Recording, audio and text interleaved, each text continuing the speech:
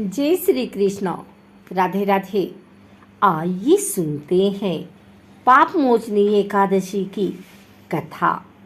अर्जुन ने कहा, हे कमल नयन, मैं ज्यों-ज्यों एकादशियों के व्रतों की कथाएं सुन रहा हूँ, त्यों-त्यों अन्य एकादशियों के व्रतों की कथाएं सुनने की मेरी जिज्ञासा बढ़ती ही जा रही है। हे मधुसूदन, अब कृपा कर आप चैत्र माह के कृष्ण पक्ष की एकादशी के विषय में बतलाइए। इस एकादशी का क्या नाम है? इसमें कौन से देवता का पूजन किया जाता है तथा इस व्रत का क्या विधान है? हे श्री कृष्ण, यह सब आप मुझसे विस्तार पूर्वक बताने की कृपा करें। भगवान श्री कृष्ण ने कहा, हे अर्जुन, एक बार यही प्रश्न पृथ्वीपति मांधाता ने लोमस ऋषि से किया था। जो कुछ लोमस ऋषि ने राजा मांधाता को बताया था वही मैं तुमसे कह रहा हूँ।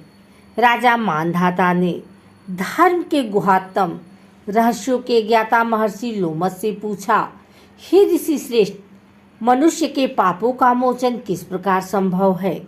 कृपा कर कोई ऐसा सरल उपाय बताएं जिससे सहज ही पापों से छुटकारा मिल जाए।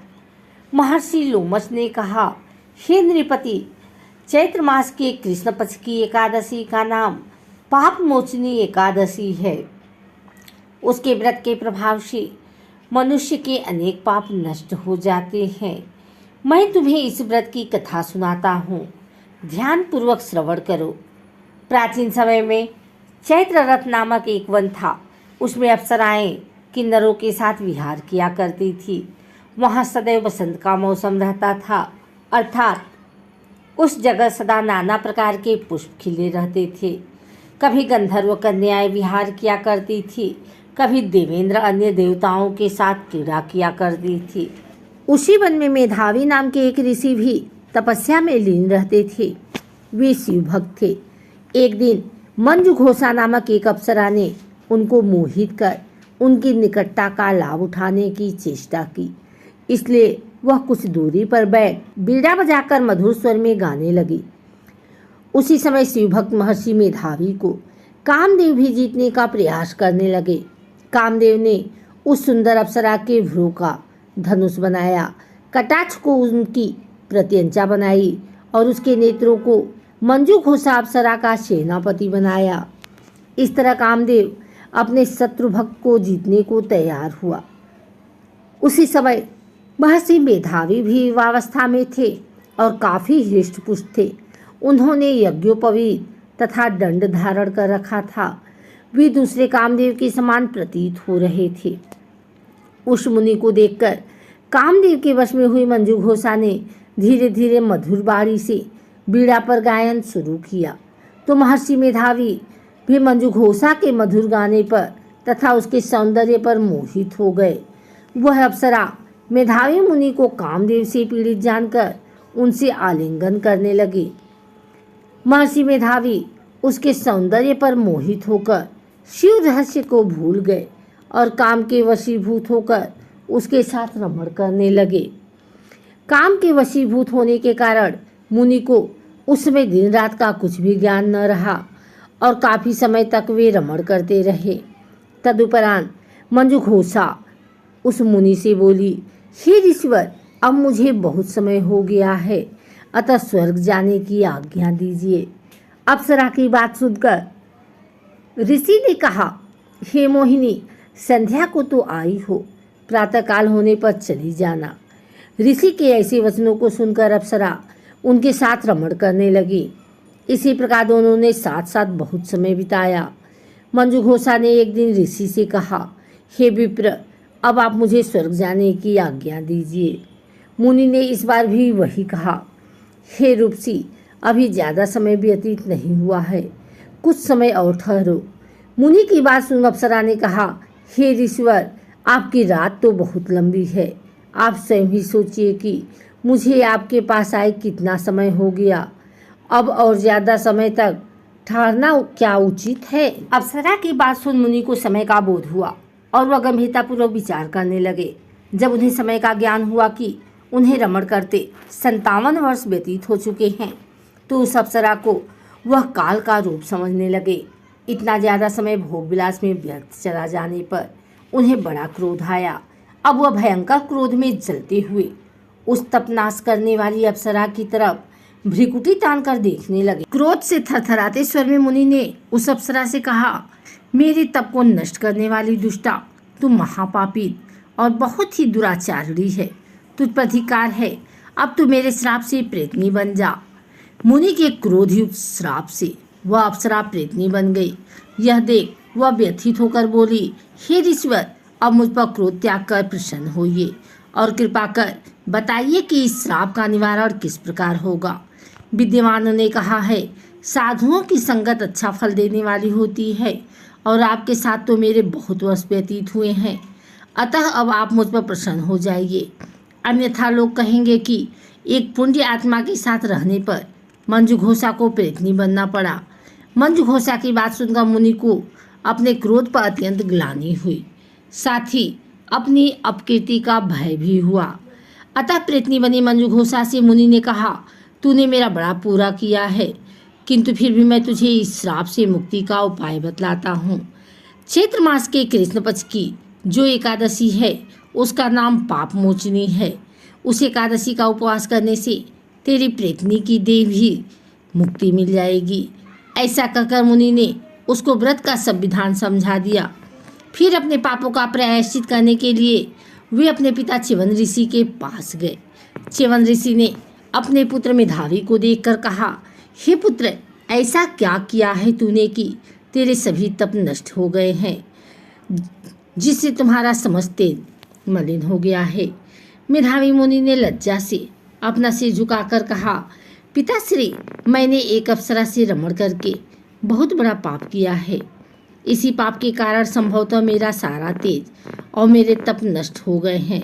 कृपा करके आप इस पाप से छूटने का उपाय बतलाइए। ऋषि ने कहा, हे पुत्र, तुम चैत्र माह की कृष्ण पक्ष की पाप मोचनी एकादशी का विधि तथा भक्तिपूर्वक उपवास करो। इससे तुम्हारे सभी पाप नष्ट हो जाएंगे। अपने पिता च्यवन ऋषि के वचनों को सुनकर मेधावी मुनि ने पाप मोचनी एकादशी का विधि पूर्वक व्रत किया। उसके प्रभाव से उनके सभी पाप नष्ट हो गए। मंजू घोषा अप्सरा भी पाप मोचनी एकादशी का उपवास करने से प्रेतनी की देह से छूट गई और पुनः अपना सुंदर रूप धारण कर स्वर्गलोक चली गई।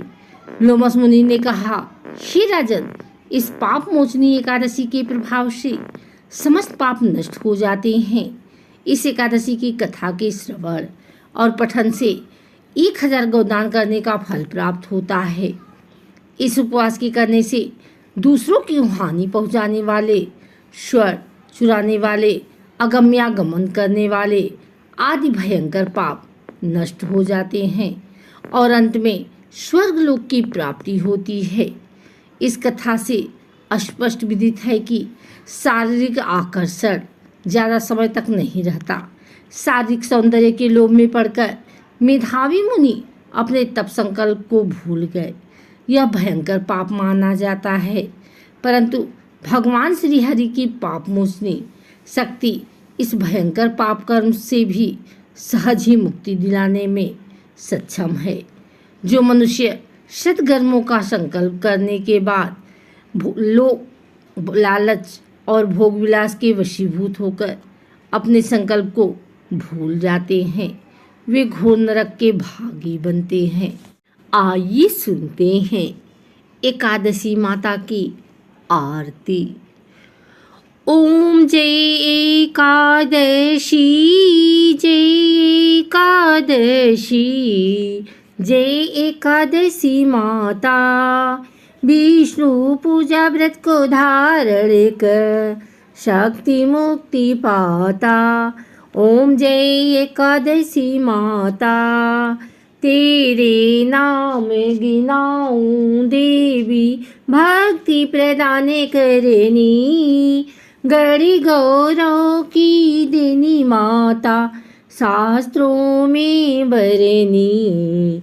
ओम जय एकादशी, मार्गशीर्ष के कृष्ण पक्ष की उत्पन्ना विश्वतारिणी जन्मी, शुक्ल पक्ष में हुई मोक्षदा मुक्तिदाता बन आई। ओम जय एकादशी। पौष के कृष्ण पक्ष की सफला नामक है, शुक्ल पक्ष में होए पुत्रदा आनंद अधिक रहे। ओम जय एकादशी। नाम सट तिला माघ मास में कृष्ण पक्षा में, शुक्ल पक्ष में जया कहामी विजय सदा पावे। ओम जय एकादशी।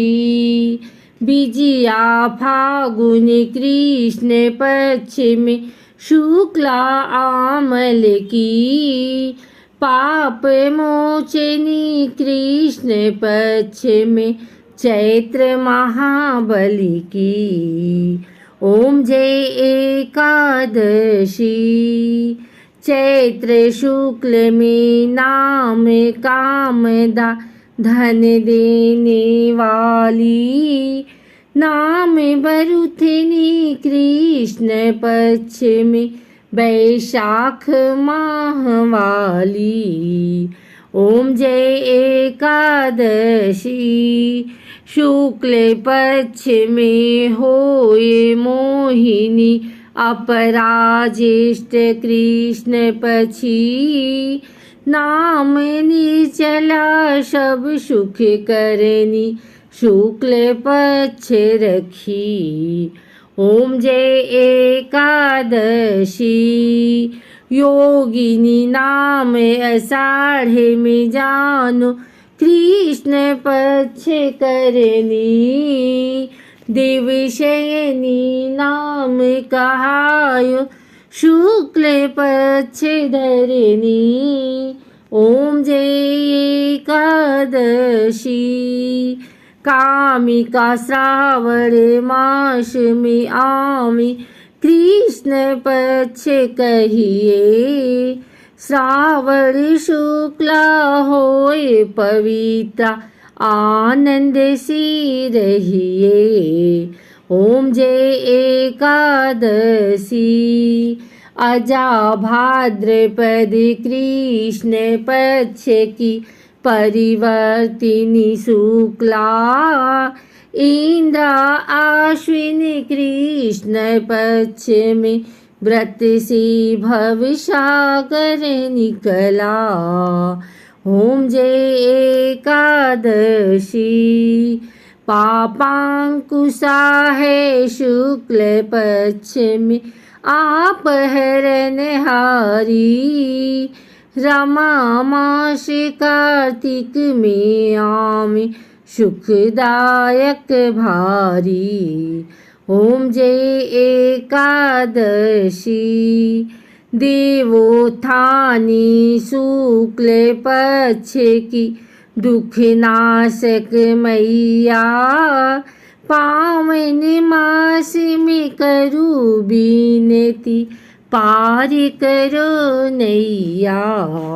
ओम जय एकादशी।